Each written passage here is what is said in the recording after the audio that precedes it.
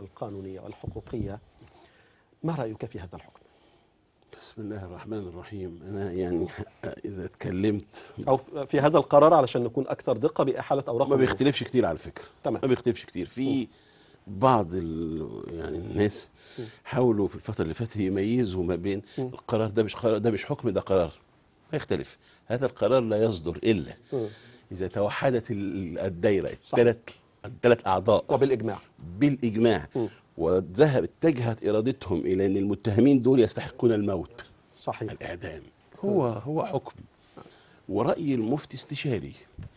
أنا عايز أقول، هتكلم بطريقة قانونية وهسيب الدكتور جمال الجزء السياسي يقول بقى زي ما هو في الجزء السياسي.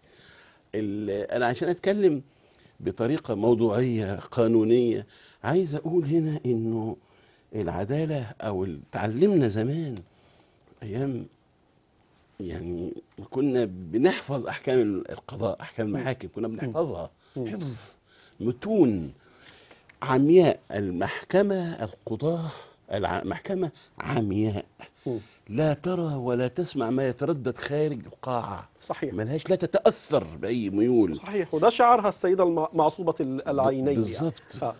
أنا عايز أقول كمان إنه إذا كانت النيابة بتحصل أدلة الثبوت، مهمة المحكمة، وعلى فكرة، أن تحصل أدلة البراءة.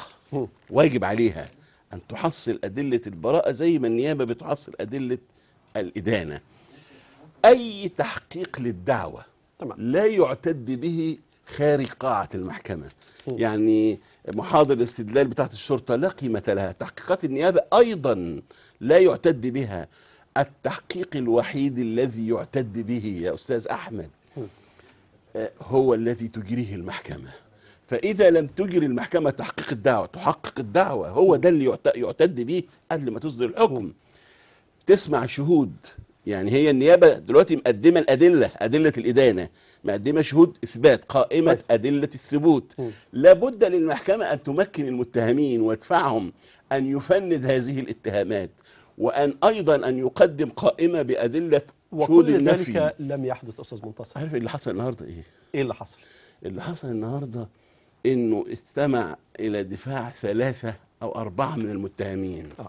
والاستراحة المعتادة دخل المحكمة، دخلت المداولة الاستراحة وخرجوا ظنا انه هيستكمل او هيدي القرار بالتأجيل لاستكمال المرافعات، فوجئوا بهذا القرار. يعني دخل استراحة، مش المفترض يخرج يستكمل مناقشة الدفاع؟ راح قايل الحكم. أنا حاسس يعني للأسف في سؤال صعب، أصل الموضوع واضح إنه ما بقاش منطقي، لكن هو ينفع يكونوا واحد مش موجود في المكان، يعني المرشد العام موجود في رابعة، فيحكموا عليه بالإعدام في مطاي في المنيا، ويحكموا عليه بالإعدام اللي وقع في مسجد الاستقامة، وغالبا هو منتظر حكم بالإعدام آخر لقطع طريق اليوب. من الناحية المنطقية ده مقبول؟ لا، مش مقبول. ولذلك هو راجح الإلغاء في محكمة النقد. أنا يعني بيقين، ورغم ان ده انا اكاد اجزم به ان ده قدام محكمة النقد مصيره الى الإلغاء، لكن هو حالة بتعبئ الرأي العام في اتجاه معين. كويس. دكتور جمال، بصراحة